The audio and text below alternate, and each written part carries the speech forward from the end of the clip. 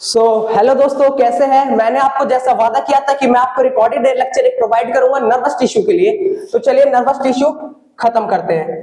मैंने आपको बोलता एक छोटा सा टॉपिक रह गया नर्वस टिश्यू का। तो चलिए पहले मैं इसके बारे में लिख दे रहा हूं, फिर आपको समझाऊंगा।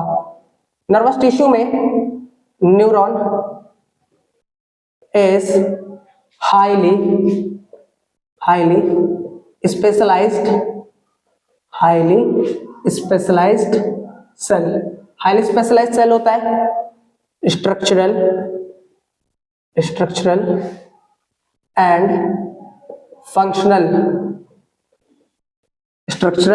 Functional unit of nervous tissue होता है नर्वस टिश्यू। ठीक है। Responsible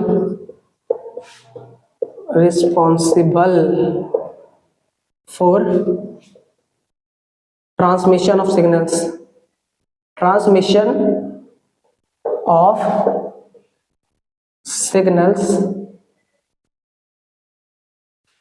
to and from to the different parts of the body। लिख लेते हैं to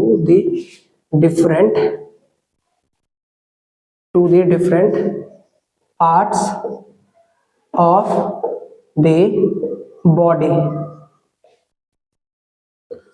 longest cell of our body approx 1 metre long होती है ये।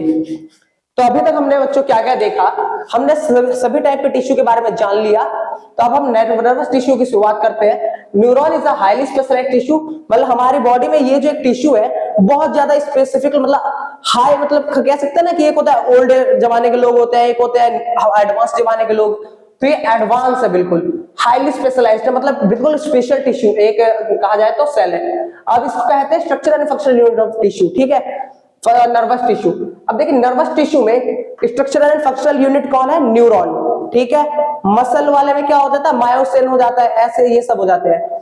ठीक है। अब जैसे कि हम कहते नहीं है कि सेल जो है structural and fundamental unit of life है, वैसे ही जो न्यूरॉन है structural and fundamental unit of nervous system है। ठीक है। अब इसका काम क्या होता है नर्वस टिश्यू का? न्यूरॉन का काम होता है एक जगह से दूसरी जगह इंफॉर्मेशन लेके जाना। मैंने किसी गर्म चीज को टच कर लिया, मेरे उंगली में रिसेप्टर्स थे, उनको इंफॉर्मेशन मिली। न्यूरॉन जो है इंफॉर्मेशन को यहां से ले जाते मेरे स्पाइनल कॉर्ड तक गया, और सबसे पहले इंफॉर्मेशन स्पाइनल कॉर्ड दे दी मेरे बॉडी। फिर न्यूरॉन ही जो है इंफॉर्मेशन लाएगा स्पाइनल कॉर्ड से, क्या कि ये चीज गर्म है, हाथ हटा लो यहां से। ठीक है। तो न्यूरॉन ने क्या किया? इंफॉर्मेशन लेके गया, इंफॉर्मेशन लेके आया। तो यही काम है। ये मैं हट जा रहा हूं, आप लिख लीजिए।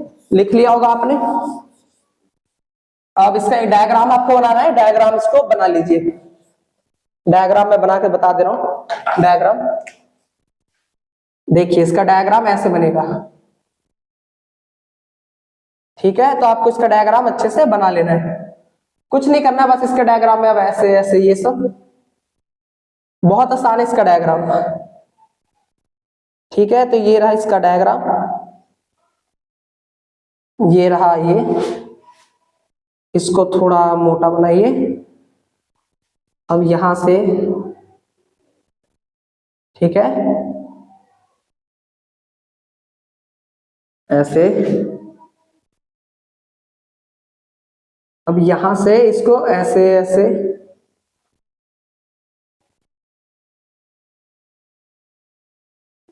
ये बन गया हमारा पूरा का पूरा न्यूरॉन। ठीक है। इस पार्ट को कहा जाता है क्या? डेंड्राइट। इस पार्ट को कहा जाता है न्यूक्लियस।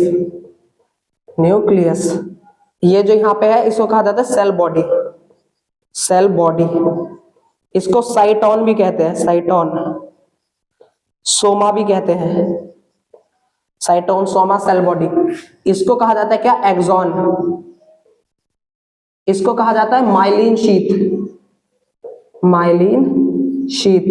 कवरिंग प्रोवाइड करता है, प्रोटेक्शन प्रोवाइड करता है सेल न्यूरॉन को। अब इसके अंदर जो है इस जो जगह है ना बीच में गैप, इसको कहा जाता है नोड्स ऑफ रैनवियर।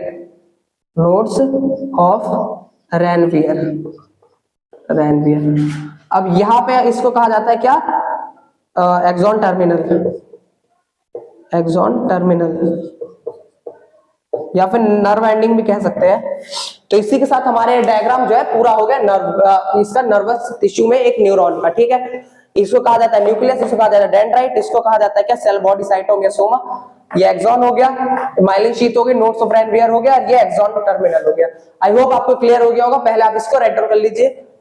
चलिए, आपने इसके स्क्रीनशॉट ले लिया होगा, राइट डाउन कर लिया होगा, तो थोड़ा आगे देखते हैं। अब हम फंक्शन देख लेते हैं धीरे धीरे कि डेंड्राइट का क्या फंक्शन है, इन सब का क्या फंक्शन है।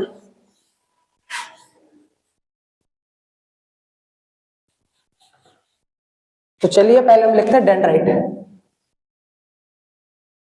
डेंड्राइट क्या करता है? डेंड्राइट टेक्स इंफॉर्मेशन लेता है, takes information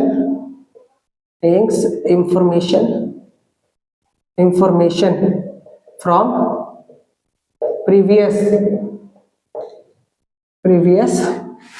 neuron and generate impulse। ठीक है, ये हो गया। अब इसके बाद हो गया क्या, सेल बॉडी। सेल बॉडी क्या करता है? Cell body create space for cell organelles like mitochondria, ठीक है, एटसेट्रा। अब हमारा अगला क्या था? डेंड्राइट हो गया, सेल बॉडी हो गया, एक्सॉन रिचेस information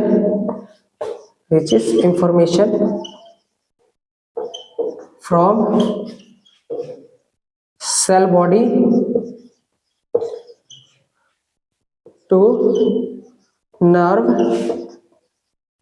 ending। अब एक्सॉन एंडिंग, नर्व एंडिंग क्या है? Axon terminal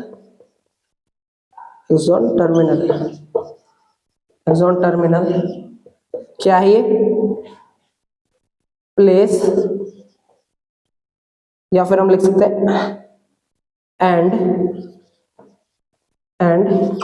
where axon terminates मतलब खत्म हो जाए जहां पे। ठीक है, तो हमने क्या देखा? डेंड्राइट क्या करता है कि इंफॉर्मेशन को लेता है प्रीवियस न्यूरॉन से और इंपल्स से जनरेट करता है। ठीक है, इंपल्स मतलब जानते होंगे केमिकल सिग्नल्स को जनरेट करता है। सेल बॉडी क्या करती है? स्पेस रखती है किसके लिए? Cell organelles like mitochondria, nucleus, इन सब के लिए। एक्सॉन क्या करता है? इंफॉर्मेशन को लेके जाता है सेल बॉडी से कहा, नर्व एंडिंग की ओर। और एक्सॉन टर्मिनल क्या होता है? एक ऐसी अंत होता है, एक ऐसी जगह होती है जहां पे जो पूरा एक्सॉन के एंड आ जाता है, एक्सॉन खत्म हो जाता है वहां पे। तो आई होप आपको ये रिकॉर्डेड लेक्चर अच्छा लगा होगा। अच्छा लगा तो आपका इसी के साथ ये पूरा चैप्टर खत्म हो चुका है। और हमको सपोर्ट कीजिए, लाइक कीजिए, सब्सक्राइब कीजिए, उसके लिए थैंक यू सो मच।